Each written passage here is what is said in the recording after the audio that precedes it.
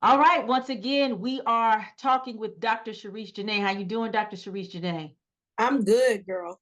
Okay, good. We got a lot to cover again, so let's get into it. Okay, recently on the subject of politics, which is your expertise, Representative Byron Donalds out of Florida attended a Blacks for Trump event in Philadelphia. And the part of Philadelphia that he was in is called Northern Liberties, which is one of the few concentrated white pockets in Philadelphia. A lot of people don't know Philadelphia is a predominantly Black city, and it has a very visible Latino population, more so Puerto Rican than any Latino population.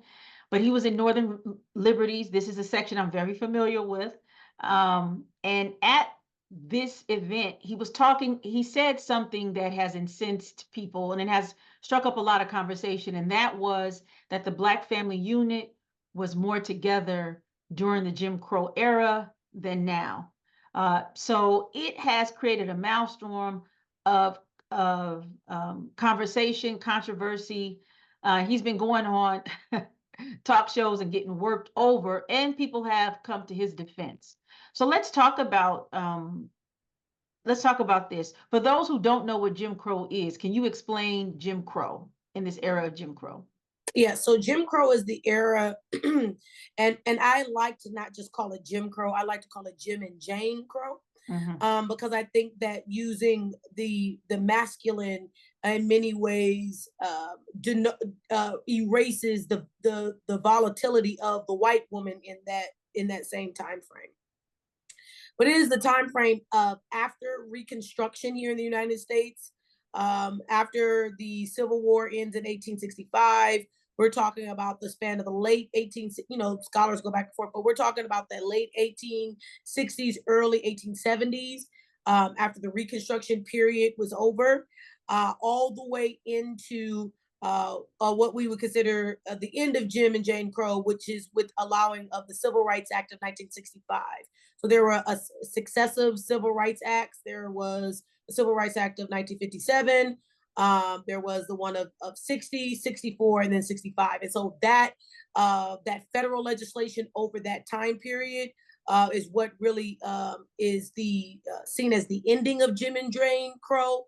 The piece of legislation that broke or the court case, right, that really created the new dawn to create what we know now today to be the civil rights era was Brown versus Board of Education. So Brown versus Board of Education and 57 then breaks the back in many ways of Jim and Jane Crow. That then allows for this legislation. So I want to give that time frame that we're looking when we're talking about Jim and Jane Crow. We're talking about almost 100-year time frame. Hmm. And also, I want to add in terms of, I like Jim and Jane Crow. This era, a lot of things happened. One, there was a concerted effort in disenfranchising Black people in every system possible. So not only were Black people left out of and not allowed to go to a lot of higher educational institutions, they were not allowed to attend law school, medical school, graduate school, universities, colleges. That's on the educational tip. They were denied entry into hospitals, law schools, universities, as well. What a lot of people might not know who don't know the history of the United States, Jim Crow is the last of, I would say, a block of laws that um, heavily discriminated against and supported violent acts and terrorism against Black people. So first you have the slave codes, right? This is during the slave era. Then you had the Black codes, and then you had Jim and Jane Crow. So Jim and Jane Crow is just a continuum of these very nihilistic, um, disempowering, humiliating, dehumanizing laws, regulations that were put in place that were legal and illicit that were acted upon against Black people. And So, it touched every. This is, I think, the part that people want to focus on, the voting aspect. Jim and Jane Crow was a way of life.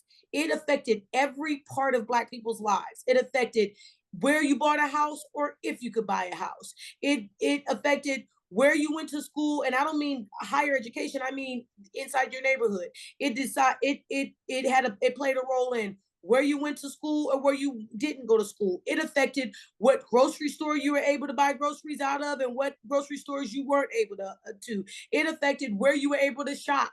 My husband is from Macon, Georgia, and there was a Cherry Street and a Main Street in downtown Macon. And my husband has memories of her saying, "Man, I remember when Black folks couldn't drive down Main Street, right? That we had to drive on Cherry Street downtown, right?" So I mean that Jim and Jane Crow, we're not talking about we're not talking about if I could vote or not. We're talking about every aspect of your life. I'm talking about if you could be served at a hotel, what door you went to, if you were even served at that hotel, if you were able to spend the night there, why there was the need for what they call the Green Book, which was a travel book that let Black people know where it was safe to travel and at what times, what sundown towns were there, right? And a sundown town means that you better not get caught there when the sun is down, right? Or out when the sun is down. So when we talk about Jim and Jane Crow, I think oftentimes we are focused on one aspect, right? Could I buy a house? Couldn't I buy a house? Could I vote? We're talking about every aspect of your life being then influenced by a set of laws that were so impervious, that were so nihilistic, that any level of violation of them then resulted in or could possibly end your life. Those are some very good points. Hold on for a minute. I think I might hear my alarm. Hold on for a minute. Hold on.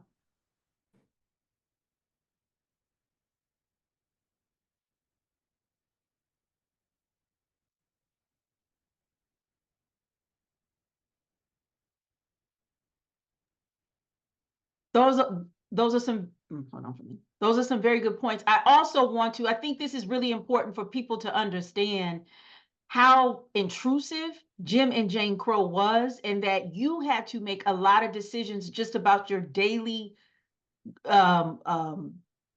daily ongoings of the world based on these systems of laws. And another misnomer is that people think that it only existed in the South or in Mississippi, right? My research in Newark, New Jersey, there was a law that Black people could not be in downtown Newark until 1959 without a pass showing that they were a butler, they were a maid, they were a chauffeur, or they were there in that capacity on behalf of some white person. This is going on. So these laws, even though on the books in the North, they weren't on the books as they were in the South, they were definitely enacted on. This is why I think Ta-Nehisi Coates' story in the Atlantic many years ago that talked about Chicago and what happened in Chicago, it wasn't just about housing. People think that it was just about housing. It was more insidious about that. It was, how do we use terrorism in order to maintain a certain economic, political, and cultural structure in Chicago when you have hundreds of thousands of millions at this point, Black people moving to cities and moving in the North, in the Midwest, the West, in order to escape what they were experiencing in the South, right? But what we also know, this is what this information, as Black people are leaving the South, they're leaving their voting power from the South, which what scholars have pointed out that was intentional, because if Black people would have stayed in the South, they would have had far more political agency now than we have, right? But when these Black people we're on a resurgence of, which we're on the resurgence of, because we have seen a reverse migration, right, reverse, southern states, which is why we are seeing a lot of the backlash we're seeing right now. Correct.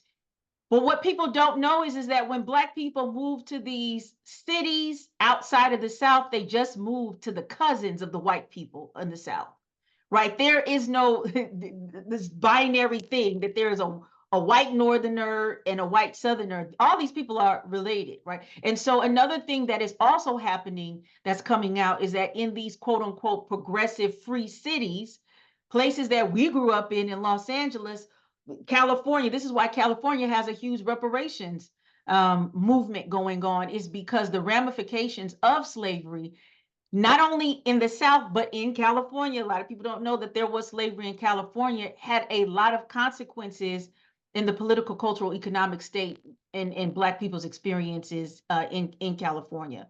So I wanted to just talk about like Jim Crow and its insidiousness, and it was way more developed, way more sophisticated and invasive in our lives. So with that being said, why does a Byron Donalds make this statement in Philadelphia, which people might think that is crazy? So I've been living in Philadelphia for about 3.5 years. I know people who are from Philadelphia. I've had friends in Philadelphia well over probably 30 years from now. And Philadelphia has been a predominantly Black city for a very long time.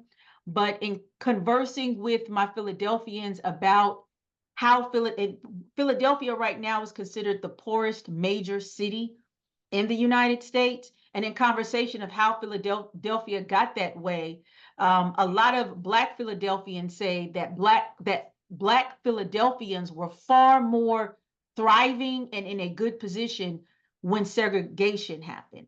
There were more businesses, the streets and were cleaner. There was just more enfranchisement. There was more opportunities. There wasn't as much disenfranchisement, poverty, chaos, violence that you see now. I believe that, and I might be overemphasizing, but I believe Representative Donalds was kind of, because this was a Blacks for Trump event, was playing on that nostalgia that was in Philadelphia of like the Black elites, the Black, the what do you call these?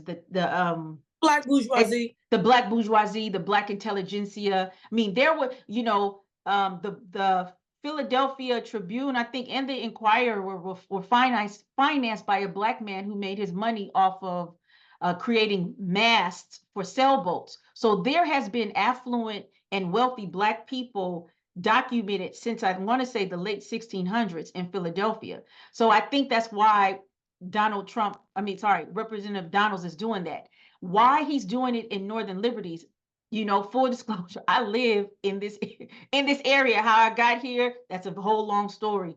But there are F. Biden flags, and this is the Republican hotbed too, as well. And people in the city know that this is an area was highly Italian, and definitely predominantly white, where there was a lot of segregation. So it was a white only space for a very long time. So I wanted to put that in there to now talk about and just kind of breaking down this idea of the Black family was more together, or there were more Black family, adhesive Black family, I don't know, in Jim Crow era than now.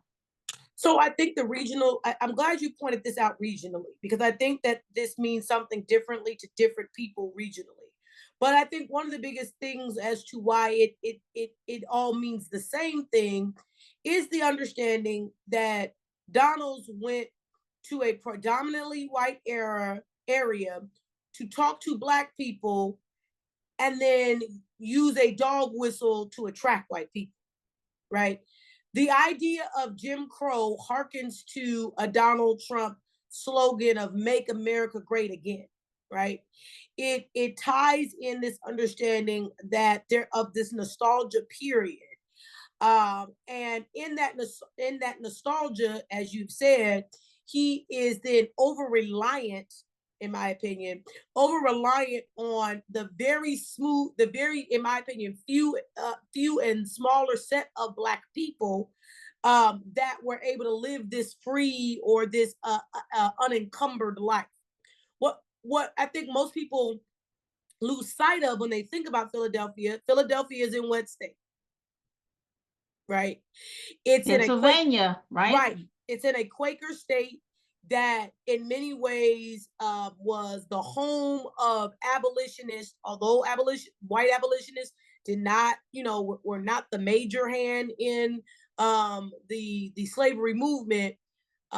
These white folks, these Quaker white folks in Philadelphia played a huge role in the disbandment of slavery in its most traditional sense.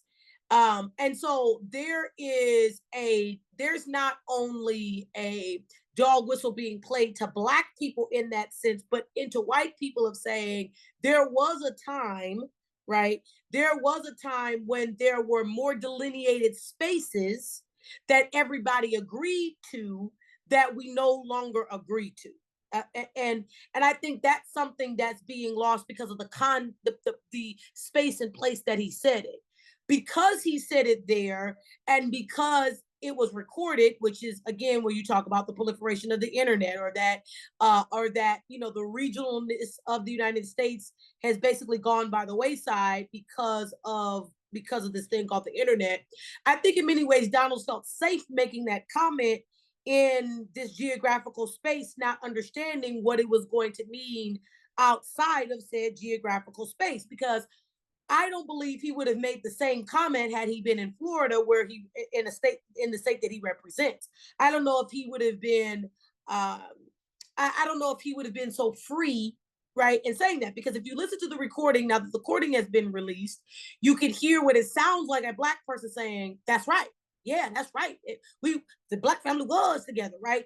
To then, in many ways, and so in many ways, cheer him on in this spewing of this rhetoric. So I think that place and space matter. But I think my largest problem with it is that he's just factually incorrect, right? He was factually incorrect, and there is more examination of the idiocy of his comment more than the accuracy of his comment. And I think that to me is the larger issue, is that he was inaccurate. He was inaccurate about Black marriage in the Jim Crow time frame. He was inaccurate about the fact that Black men were actually able to protect Black women or protect their families. He was incorrect about that. He was incorrect about there being a huge upswing or uptick of Black marriage in the current day and age, right? That was factually incorrect. So my problem, I think, of wherever you stand on this position about Jim Crow and the togetherness of family, is the fact of he was inaccurate in all of his comments. And why do we continuously give a breath and space for people to be inaccurate, and then when they are found to be inaccurate, we continuously listen to a person that we know has no problem spilling mistruths? Yes. So I also want to, those are really good points, Dr. Sharice Janae. I also want to bring up this point too. And it might be considered a little controversial, but I also think it's important to bring up is that Representative Donald is actually from Brooklyn. He goes down to Florida. We actually went to FAMU at the same time, which is funny. But he is from Jamaican immigrant parents. And so how he, I'm using this word a lot, frames himself when he's having this conversation, he frames it as saying, hey, I'm from a single Black mother. She was hardworking. She raised me. This is often the cultural symbol that America has produced in terms of the Black family, is a Black woman by herself raising her children. And I believe, and the reason why I'm bringing up that is that he used a Black American myth and put it on himself in order to cover up the fact that his lineage, and is quite different. I would never go to Jamaica and use Jamaican stuff to talk about my experience.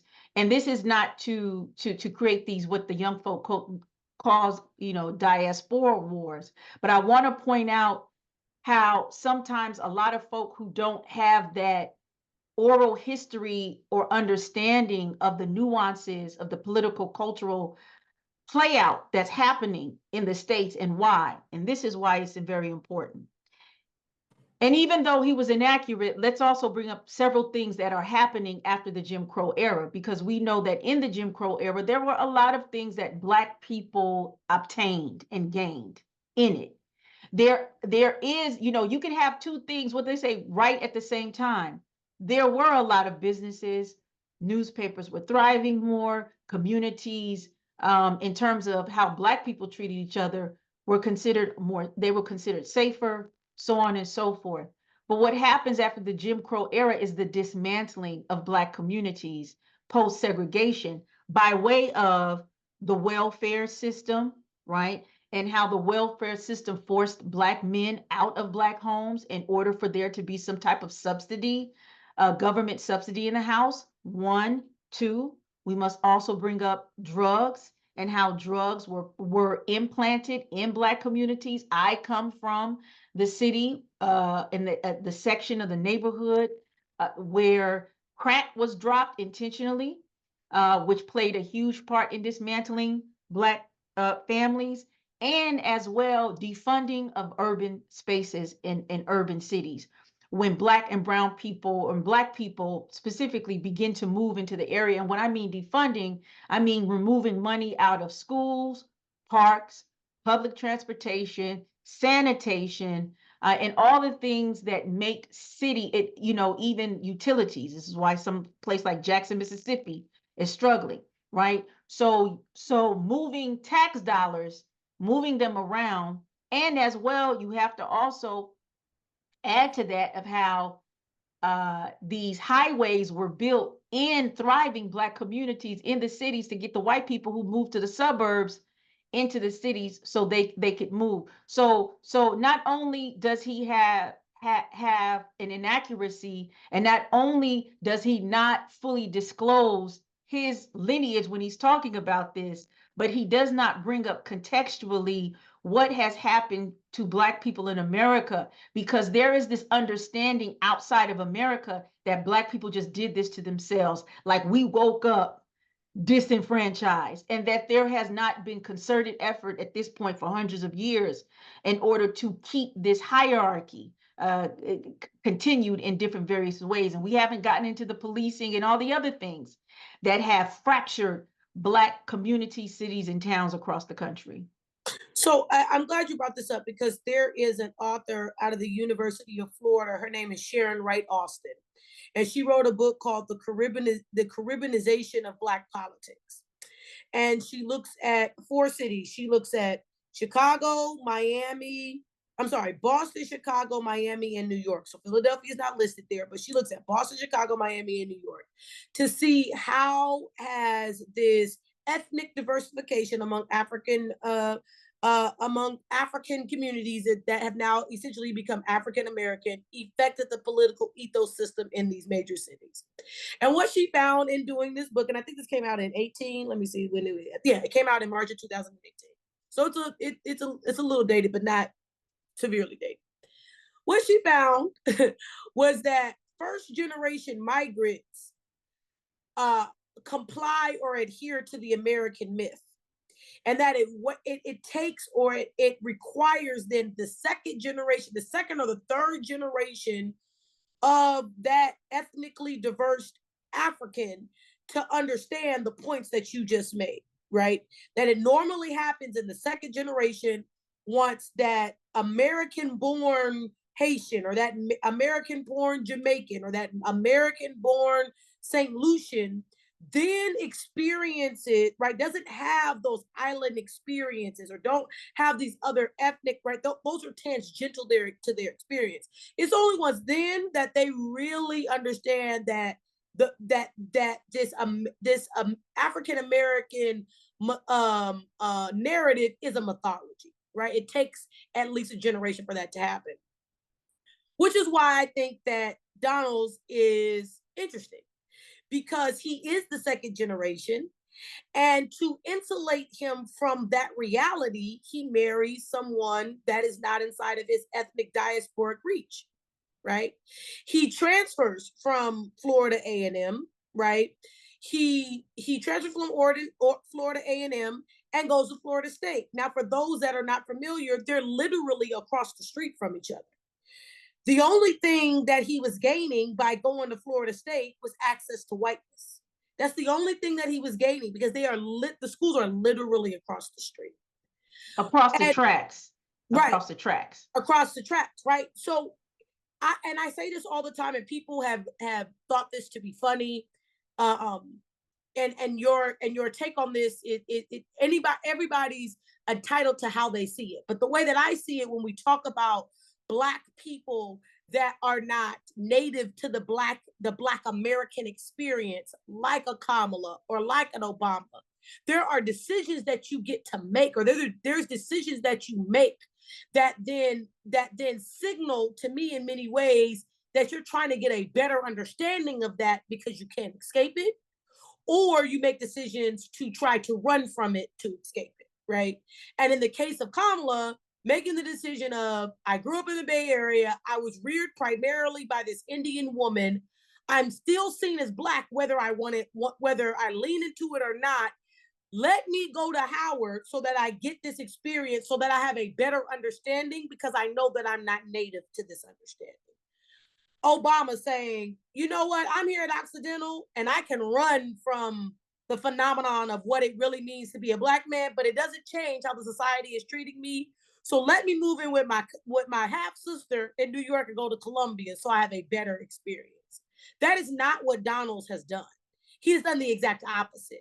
So in this framework of knowing from a data perspective that you need in that second generation to then be immersed in the culture for this mythology to strip away, Donald's making the conscious decision to run from that, to me, speaks volumes about who he is as a person from an identity perspective.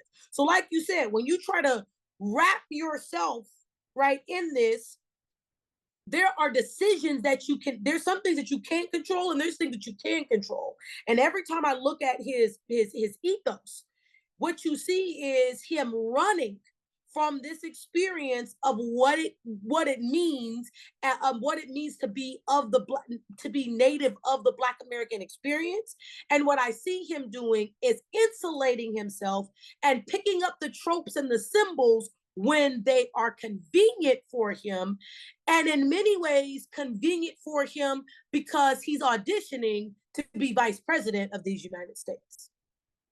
Woo, this is really interesting. We could go a lot. First of all, let me say shout out to the Caribbean people that know me and love me and bang with me hard. We have been having very hard conversations for 30 years, about this.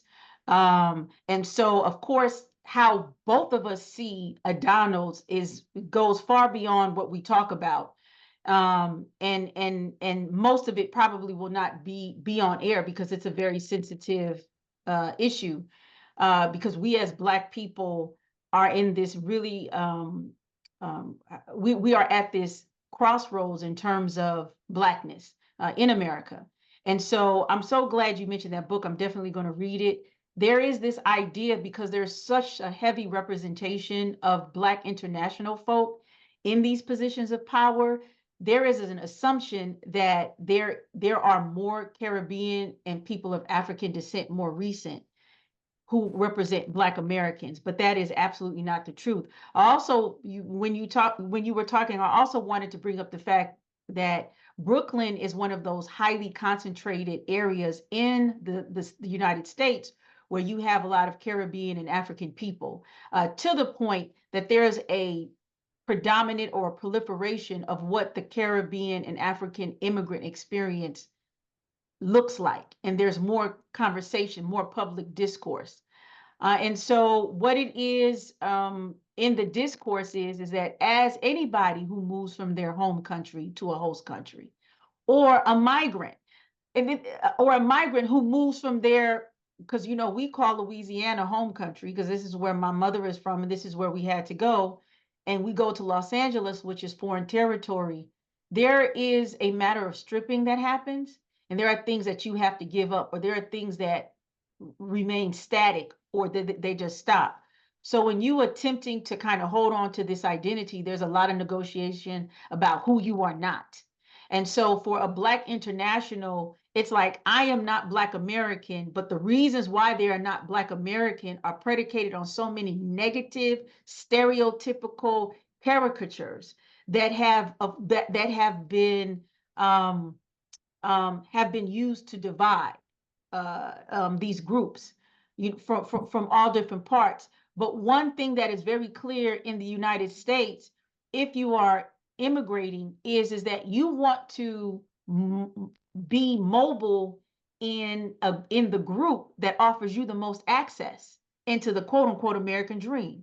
So, him having a white partner is part of that. It's something that, a lot of quote unquote successful Black people we see, do, as well as having a white partner. Of course, their reasonings might span, but in terms of the optics are involved, this is seen as But big, ushering. yeah, but I think it's bigger than optics. I think it's the understanding of, instead of having negotiate, like you said, right? Instead of having to negotiate this identity, right, and deal with the potential interethnic tensions that may arise from you negotiating that, right?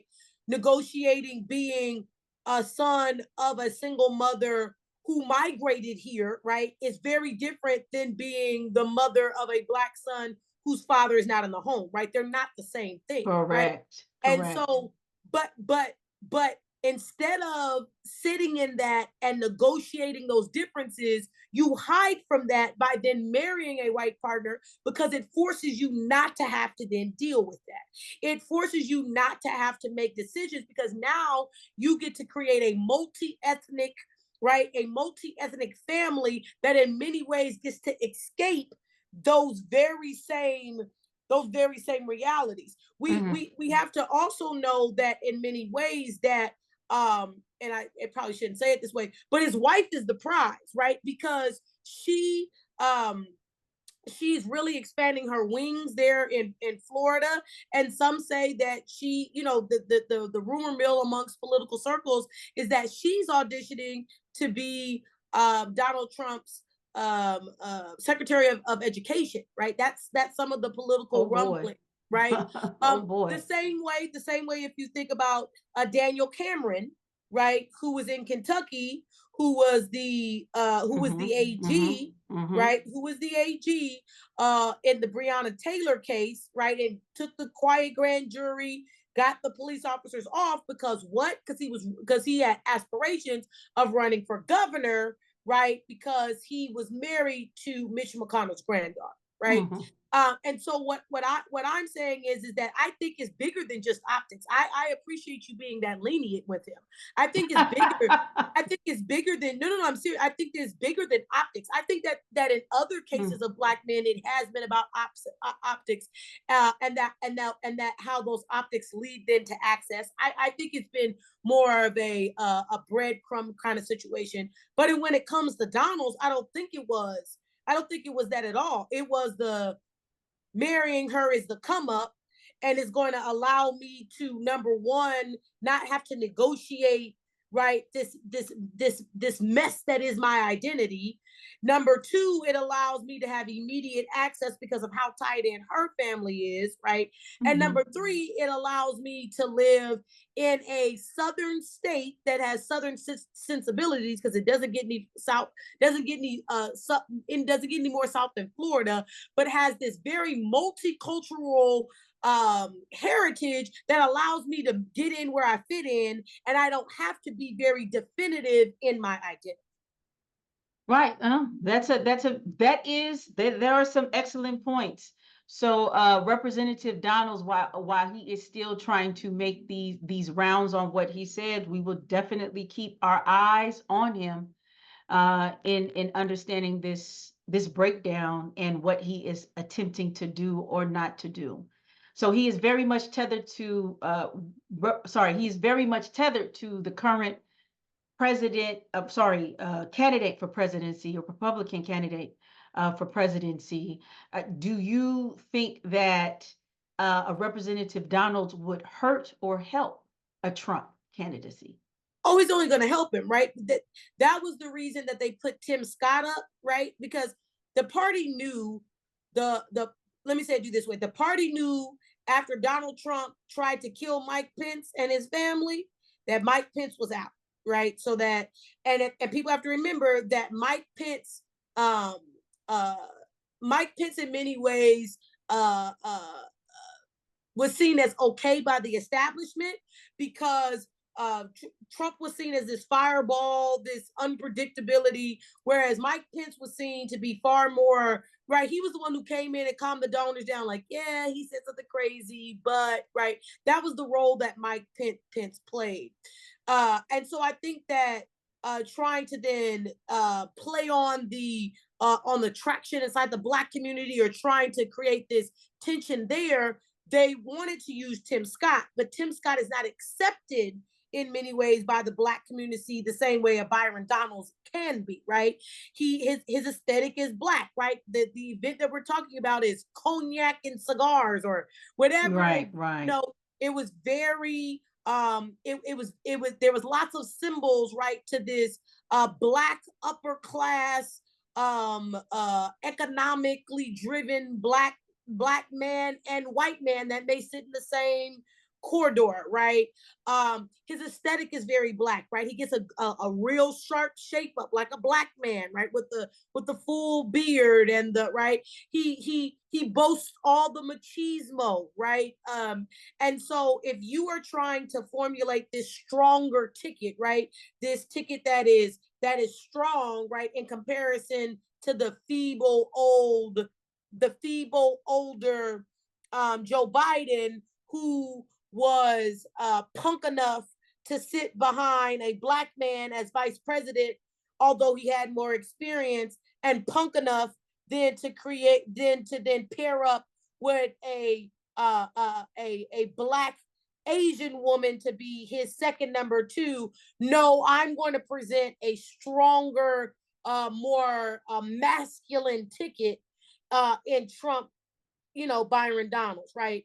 I think this comment hurts him in his ability to try to match up with Trump as a running mate, because now it shows some level of dissonance or break inside of the Black community. So as far as his response is concerned, which is why I think they trotted him out to all the major media, to see what the reception was going to be, to see how many people was going to come to his rescue or his aid, when making this decision on who to pair Donald Trump up with.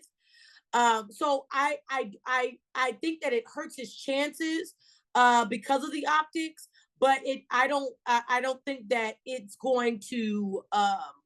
I think that it is him auditioning. I do think it is to try to present a stronger ticket.